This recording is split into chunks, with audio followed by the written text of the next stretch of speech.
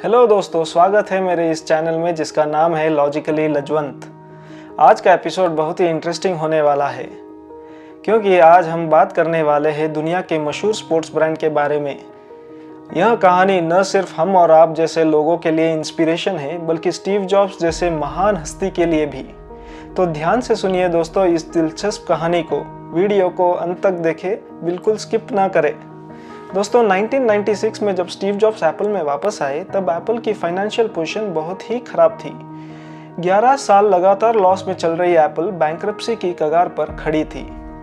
उस दौरान जब स्टीव जॉब्स कंपनी में वापस आए, उनके सामने सबसे बड़ा चैलेंज खड़ा था और वह था कंपनी का रेपुटेशन, जो कि इतना नीचे चला गया था कि लोगों को कंपनी से भरोसा ही उठ गया था।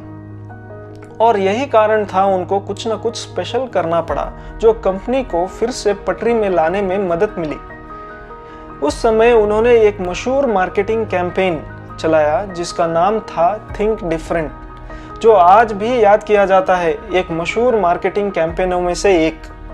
और दोस्तों आपको पता है, यह कैंपेन एप्पल पर लोगों का भरोसा जीतने में कामयाब रहा और इस तरह स्टीव जॉब्स ने एक मजबूत नींव रख दी, जहां आज अगर एप्पल $1 ट्रिलियन कंपनी है तो उसका श्रेय थिंक डिफरेंट जैसे मार्केटिंग कैंपेन को जाता है। इसलिए जब मैंने इसमें और गहराई से डुबकी लगाई, यह प्रयास करने और समझने के लिए कि स्टीव जॉब्स क्या सोच रहे थे जब उन्होंने डिजाइन किया इस थिंक डिफरेंट कैंपेन को, मैंने इसी दौरान एक आर्काइव्ड वीडियो देखा जहां स्टीव जॉब्स अपने एग्जीक्यूटिव को बोल रहे थे कि थिंक डिफरेंट अभियान बनाने में नाइकी ही मेरी प्रेरणा है।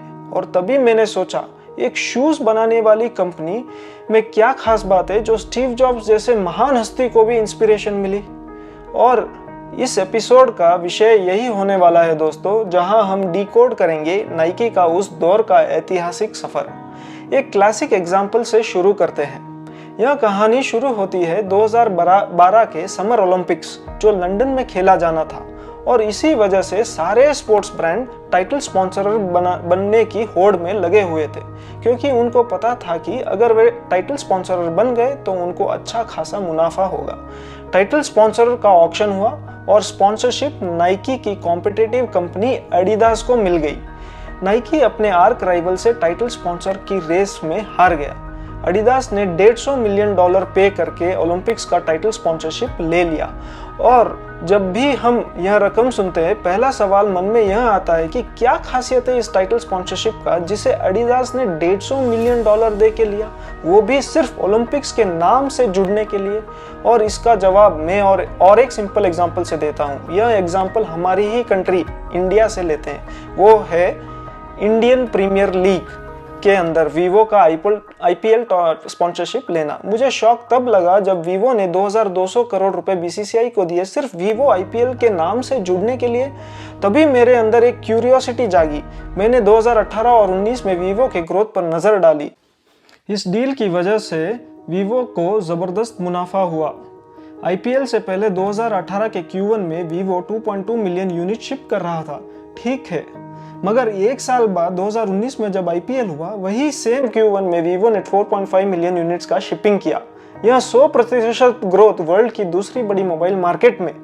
और यही कारण है कोई भी स्पोर्ट्स इवेंट का टाइटल स्पॉन्सरशिप लेने से कंपनियों को सोने की खदान साबित होता है। इसी वजह से ओलंपिक्स भी एक गोल्डन गेटवे था एडिडास के लिए नाइकी से आगे जाने का।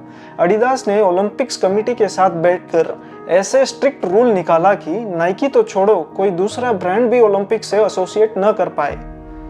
और इसमें ऐसे कीवर्ड्स भी शामिल थे जैसे London Olympics, summer Olympics, Olympics 2012, the rings of Olympics वगैरह वगैरह। इसलिए थियोरेटिकली ओलंपिक्स से एसोसिएट होकर कोई भी ब्रांड के लिए एडिडास ब्रांड को टक्कर देना इम्पॉसिबल हो गया। यह सब होने के बाद सब सोच रहे थे कि एडिडास अब पूरी दुनिया में वायरल हो जाएगा। वह सभी चार्ट्स में नंबर 1 पोजीशन में आ गया क्योंकि वह ओलंपिक्स का टाइटल स्पॉन्सरर था। मगर रुकिए, इसी बीच थोड़ा ट्विस्ट आ गया। जब नतीजे सामने आए तो एडिडास के 9000 ओलंपिक स्ट्रीट एसोसिएटेड थे, वहीं नाइकी के 16000 ओलंपिक स्ट्रीट्स एसोसिएटेड थे। यही नहीं, पूरी ओलंपिक्स के दौरान ओपनिंग सेरेमनी से लेकर क्लोजिंग सेरेमनी तक एडिडास ने अपने सोशल मीडिया हैंडल पर 12000 फॉलोअर्स ऐड किए। जबकि नाइकी ने अपने सोशल मीडिया हैंडल्स पर 57,000 फॉलोअर्स ऐड किए। और सोने पे सुहागा यह रहा कि यूएस में एक सर्वे हुआ जहां लोगों से पूछा गया कि आपके मुताबिक सही में ओलंपिक के टाइटल स्पॉन्सर कौन सा ब्रांड है। 21% लोगों ने जवाब दिया कि एडिडास ओलंपिक्स का टाइटल स्पॉन्सर है, मगर 37% लोगों ने जवाब दिया कि नाइकी ओलंपिक्स का टाइटल स्पॉन्सर है। इससे पता चलता है कि लाखों लोग ये सोच रहे थे कि नाइकी ओलंपिक्स का टाइटल स्पॉन्सर है, न कि एडिडास। तो अब ये सवाल आता है, ओलंपिक्स का टाइटल स्पॉन्सर न होने के बावजूद, $150 मिलियन खर्च न करने के बावजूद, न ही प्रतिबंधित कीवर्ड्स को यूज करने के बावजूद, इन तीनों चीजों के बिना ये कैसे संभव हो गया कि एक ब्रांड को असली टाइटल स्पॉन्सर से ज्यादा पब्लिसिटी मिली? मैं आपके सामने आज डिकोड करने वाला हूं इस इंटरेस्टिंग स्ट्रेटेजी को जो नाइकी ने अपनाया। अब ध्यान से सुनिए, इस वीडियो को स्किप न करें। पहली चीज, नाइकी ने समझा कि सिस्टम कितना भी कॉम्प्लेक्स हो, उसमें कोई ना कोई लूपहोल जरूर रहता है, और उन्होंने इस सिस्टम में 3 लूपहोल का खोज लिया। पहला कमजोरी यह थी कि जो कोई भी टाइटल स्पॉन्सर हो, खिलाड़ियों को कोई भी ब्रांड का शूज पहनने का रेस्ट्रिक्शन नहीं था, और यही कारण था कि नाइकी ने 400 खिलाड़ियों को ओलंपिक्स का ब्रांड एम्बेसडर बनाया और कहा कि जो आपको नाइकी शूज दिया जाएगा वही शूज अपने खेल में भी पहनिए। नाइकी एक अच्छे लाइन के शूज खिलाड़ियों को दिए जिसका नाम वोल्ट रखा गया, और सबके शूज का रंग येलो ग्रीन रख दिया। इसके पीछे यह कारण था कि यह कलर परफेक्ट मैच कर रहा था ओलंपिक्स के ट्रैक्स के साथ। दूसरी कमजोरी यह थी कि कमिटी ने एक रूल बनाया था, जैसे कि किसी भी ब्रांड को किसी भी कमर्शियल्स में लंदन ऑफ ओलंपिक वर्ड का प्रयोग न करे, पर इसमें भी कमजोरी ढूंढ ली। वो कमजोरी यह थी कि दुनिया में दूसरी 29 लोकेशन से जहां लंदन का नाम है पर लंदन ऑफ यूके का नहीं, इसलिए कमर्शियल्स को इस तरह शूट किया गया जहां London in Ohio, London, little London in Jamaica, the London hotel, the London gym, small London in Nigeria and London road जैसे लोकेशन पर हुआ। और इस तरह नाइकी ने स्मार्टली अपने कमर्शियल्स में लंदन वर्ड का प्रयोग किया, वो भी लीगली। और अब तीसरा कमजोरी पर आते हैं। सबसे इंपॉर्टेंट और मजेदार चीज ये थी कि यूजुअली कोई भी कमर्शियल्स हो, एडिडास या नाइकी, सेलिब्रिटीज को ही एंडोर्स किया जाता है, पर नाइकी इस ओलंपिक्स में ओलंपियंस को कमर्शियल्स में एंडोर्स करने से प्रतिबंधित था। एडिडास को एंडोर्स करने की पूरी छूट थी, वो अपने सारे कमर्शियल्स में ओलंपियंस को ब्रांड एम्बेसडर की तरह दिखा रहा था। नाइकी ने तय किया कि वो अपने कमर्शियल्स में एवरेज टीनेजर्स को हायर करेगा। मैं वापस रिपीट करता हूँ, ध्यान से सुनिए। एडिडास के पास ओलंपियंस थे, नाइकी के पास एवरेज टीनेजर्स जिनको कोई भी नहीं जानता था, पर वे एक ब्यूटीफुल मास्टरपीस बनाने में कामयाब हुए जो लिटरली इंटरनेट पर धूम मचा दिया। देखिए, ये कुछ इस तरह का कमर्शियल बनाया।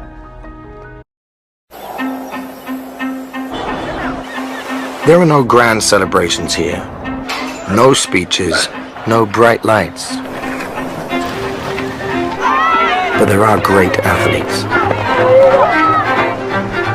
Somehow we've come to believe that greatness is reserved for the chosen few, for the superstars. The truth is, greatness is for all of us. This is not about lowering expectations. It's about raising them for every last one of us. Because greatness is not in one special place. And it is not in one special person. Greatness is wherever somebody is trying to find it.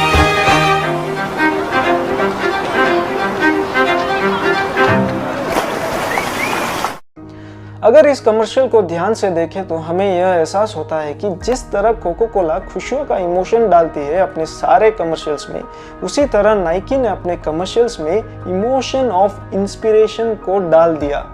इन दोनों case में ये दोनों brand Coke और Nike लोगों को एक amazing experience अपने commercials के जरिए देने की कोशिश की। नाइकी के कमर्शियल्स को ध्यान से देखें तो वो उसेन बोल्ट के बारे में बात नहीं करना चाहता, बल्कि उसेन बोल्ट की स्पिरिट के बारे में बात करते दिखाई दिया, जो हर किसी आम आदमी से कनेक्ट हो जाता है, जैसे आप और हम। और अगर आप ऐसे इंसान हैं जो हर रोज अपना बेटर वर्जन बनाने की कोशिश में है और लिमिट्स को पुश करने में झिझकते नहीं, ये नाइकी का कमर्शियल लिटरली आपकी स्टोरी को दर्शाता है। और नाइकी लोकल चैंपियन से रिलेट करने में कामयाब रहने के कारण वो ट्रेंडिंग में आ गया और यूट्यूब में भी वो नंबर 1 ट्रेंड कर गया।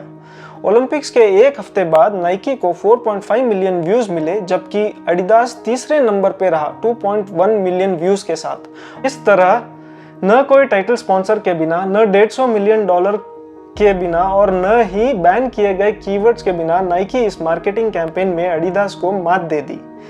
हम इस केस स्टडी से 3 इंपॉर्टेंट लेसन सीख सकते हैं।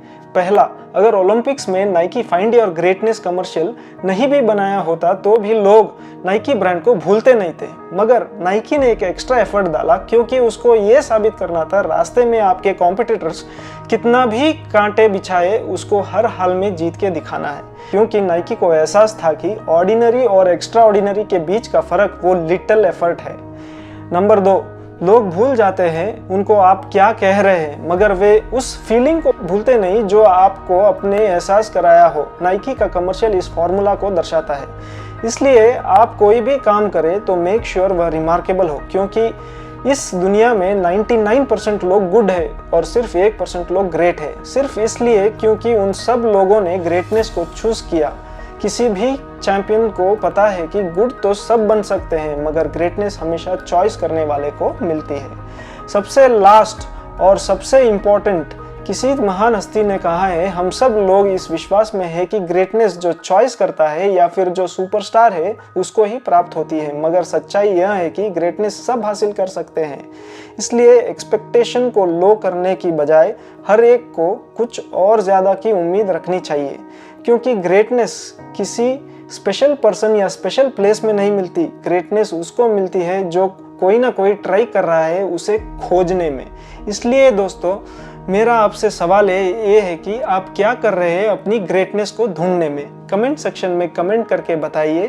धन्यवाद दोस्तों, फिर मिलेंगे अगले दिलचस्प टॉपिक के साथ। तब तक के लिए टेक केयर।